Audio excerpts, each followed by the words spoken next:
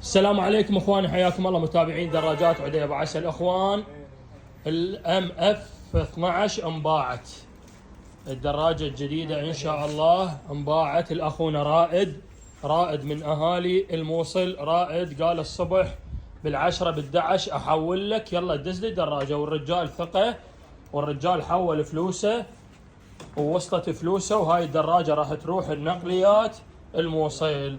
وان شاء الله نكمل باقي التصوير وياكم بعد ما نلفها وبعد ما نجهزها.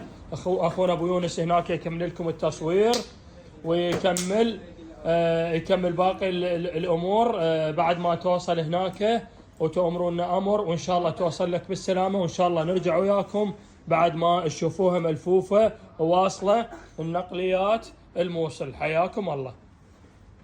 اخويا مثل ما مرت ابو عسل، حاليا الدراجة لفت ديباجات ولايلون. هذا البشم، هاي الترايش، حتى الترايش اللفت حاليا بالنقليات. ان شاء الله اليوم تصعد.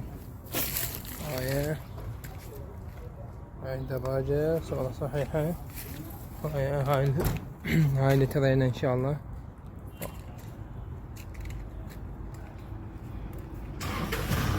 واي نقليات تريدون موجودة. وياكم اخوكم عدي ابو عسل، سلام للجميع.